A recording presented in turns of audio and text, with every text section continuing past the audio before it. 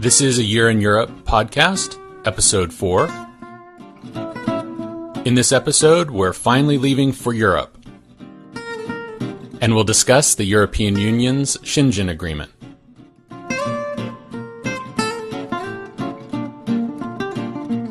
Hello and welcome to a Year in Europe podcast. This is Scott. And this is Sheryl.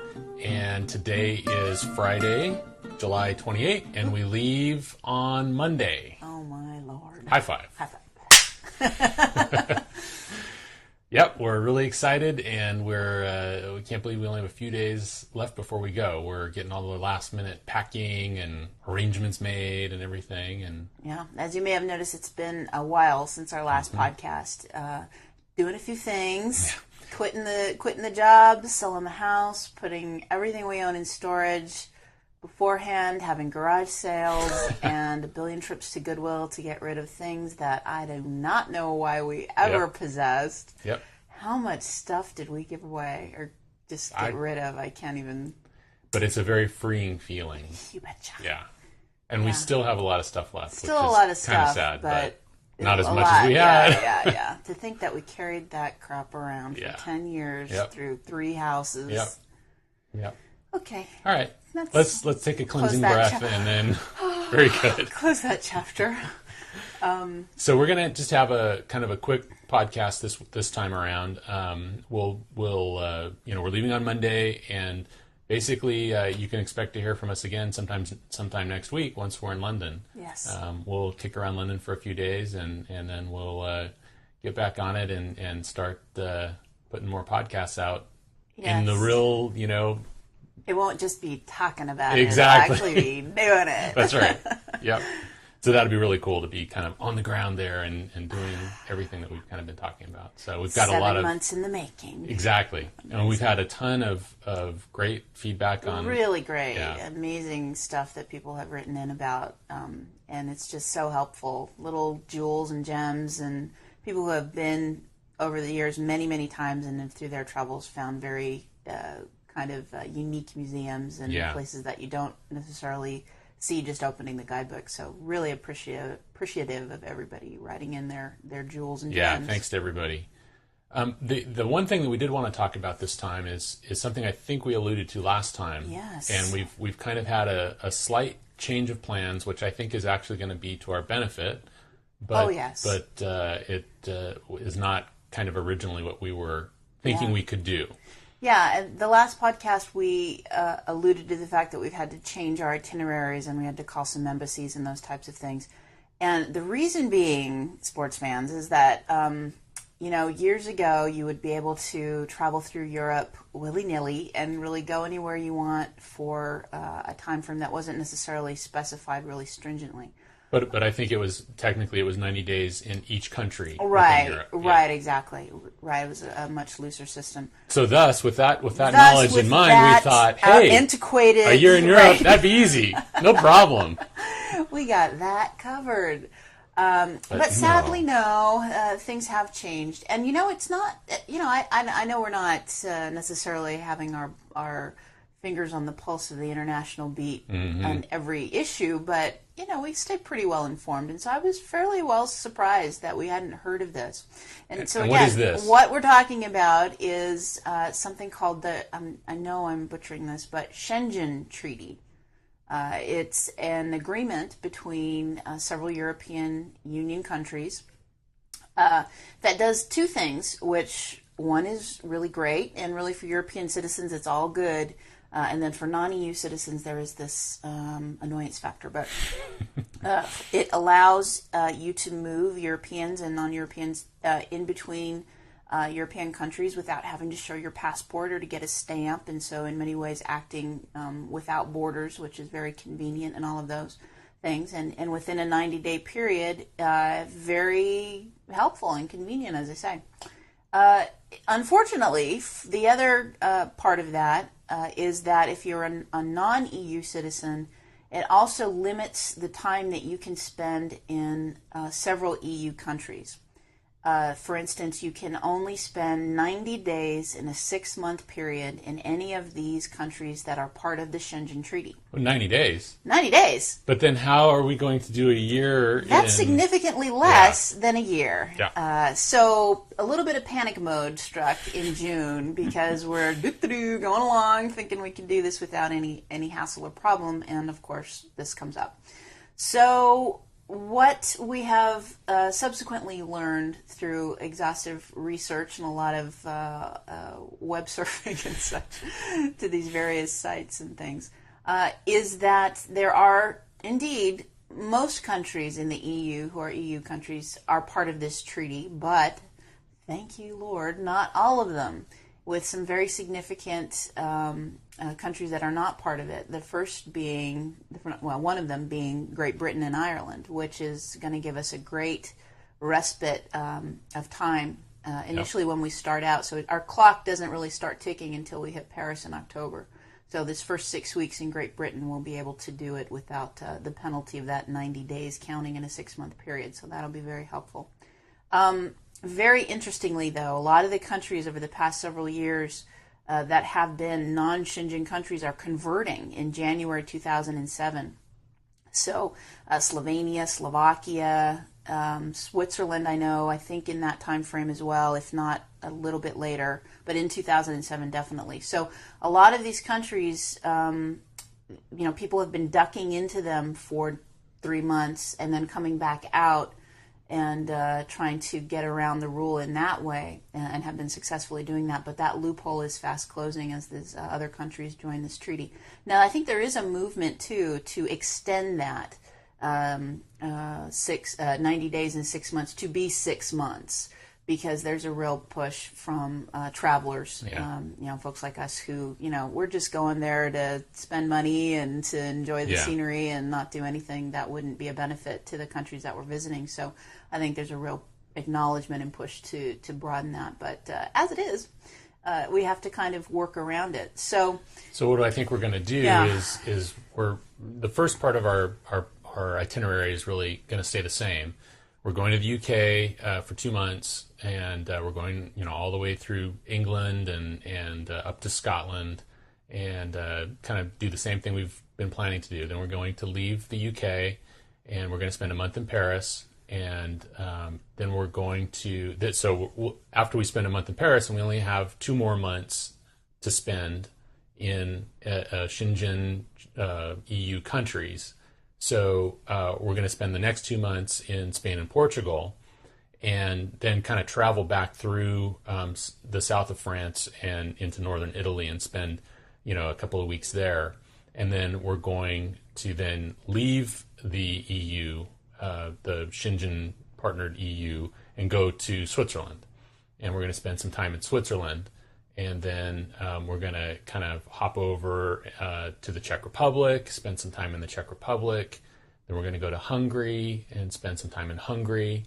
And then we're going to go probably down to the Dalmatian coast and spend some time there. And all of these places are places that most of them we wanted to go, we knew about, and we just didn't think that we would, kind of have the time to spend time in those places. Well, now we do. Now we have plenty of time to spend there. Right. So it's kind of, I think, going to work out. Yeah. We're going to see more things than we anticipated in seeing the Definitely. So then once our 90 days are up in Switzerland and Eastern Europe, then we'll come back and we'll go through Italy. We'll spend quite a bit of time in Italy, and then make our way back up north through Austria and Germany and maybe Denmark. We're not sure yet. It kind of gets fuzzier as we proceed on, in the year. In our time. Yeah. See how it goes. And then the Netherlands and Belgium, and then we'll probably then go back over to the UK once that 90-day block is done. Right. And maybe spend a little time in Wales, and then go on to Ireland, and that will most likely be our year right there. So just a little kind of reshuffling of the deck, but we're adding in Eastern Europe, that places that we thought we might just be able to touch on. Well, now we're going to be able to really spend some good time there. We will really touch them. Yeah, so it's cool. Yeah. But it is something that we had to learn about pretty quickly. Yeah. So, and realistically, again, I mean, a lot of these sites that I was looking at, and people were saying, they have better things to do than hassle people who are not breaking the law and who are backpacking. So if you're not causing trouble and da-da-da-da-da. But, it just takes one surly, guy with an attitude to put a black mark on your passport and you're banned from European travel for 10 years or whatever. Yep. So it's easy enough to accommodate it. And it's so citizens of Europe, we are doing our very best to accommodate the Schengen Agreement. Right, exactly. So we will do our level best to stay within. We actually had, I think I mentioned this before, someone who works at an embassy in Germany or something, who was very, very helpful, who agreed to look over our itinerary to make sure that our days were good and that the countries that we plan to visit were in the right order and all those kinds of things. And that was her advice as well. She's like, you don't want to screw with these people. It just takes a bureaucrat in a bad mood to give you a really significant change in your passport status. So why mess with it? Especially since, like, as you say, we're going to places that I think are going to be gorgeous and I think are going to be wonderful places to go that we just never looked at because we were so busy kind of thinking of things that we thought we wanted to see. And who knows, we'll go back to maybe some of the places. So some of the spots that we're significantly less time in now because of this constraint is going to be, unfortunately, some of the picturesque spots, the Provence. I mean, we're not going to spend as much time as I kind of wanted to. And again, we're not sure though, right? I mean, we still don't have anything locked in place after Paris. So if we decide that we, don't want to see northern Spain and we want to concentrate just on Portugal and southern Spain, another thought we were kicking around. then you know what? We can do that. Yeah. I mean, by that time we may be tired of moving from place to place all the time. And it's like, you know what? Let's spend the next 2 months in, Sevilla or something like that. And we'll day trip out to Lisbon or whatever, you know? Yeah. So I'm not worried about it really. We may have kind of a shift in our kind of mentality by that point where we're like, you know what, forget it. We're just gonna kind of sit down here for a while and live life a little bit. Yeah. So, I think that the thing that will be interesting is the first half of this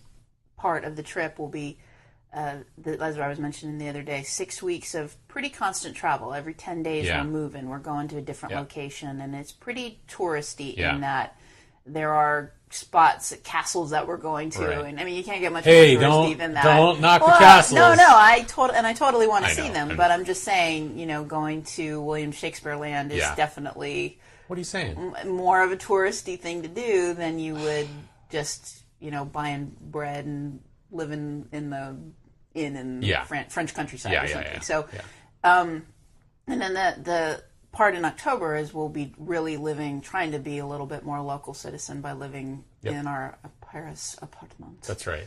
And we will not be going to Euro Disney. Yes. After much soul searching, I think at the end of the last podcast, you pretty much decided. It sounded like you'd gone through some therapy there and was able to work that out. So I'm just confirming that. Because we've had some emails that said, "Don't go there. Don't waste your money. Don't waste your time. Don't waste your money or time." Yeah. So that's what I was saying all along. I know, and I'm sorry if I confused you in any way. Yeah, leading you astray. Exactly. Yeah, it happens. It happens a lot, so it's okay. Well, I pulled out of the Scott, nosedive. Sheryl, So that's exactly right. Yeah. Well, thank God you're strong enough. I know. That's the way I am. That's how I roll. That's how you roll.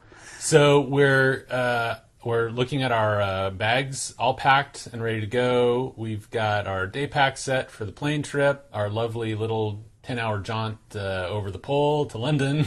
Yes. Got our coloring books and our Viewmasters, and we're ready to go.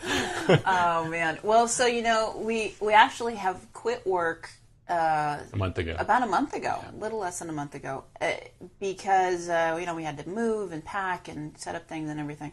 And so now we're in this very weird in-between spot where...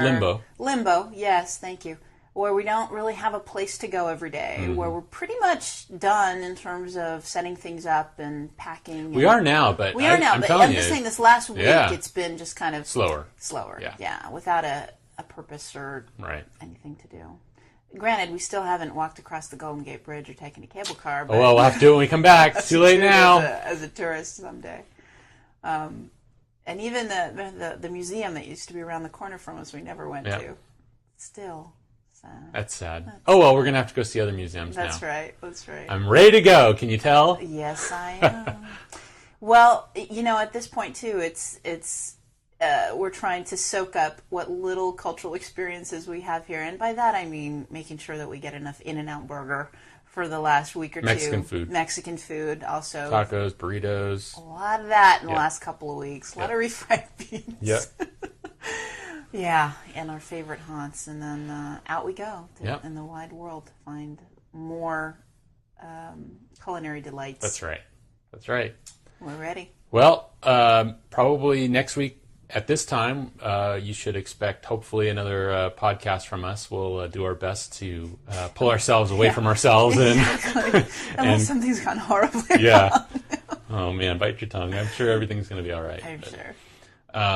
So, that's the plan. Monday, we'll actually arrive in London on Tuesday morning. We'll be there, and then we're going to kind of check in and probably try to recover from a little bit of jet lag and then get going the next day. So, well, I thought it was interesting. You had lunch with some friends, and they were like, you should really now be on European time. Yep. Go to bed now at 2:00, so that you get your body accustomed, so that you don't have the jet lag. Yep.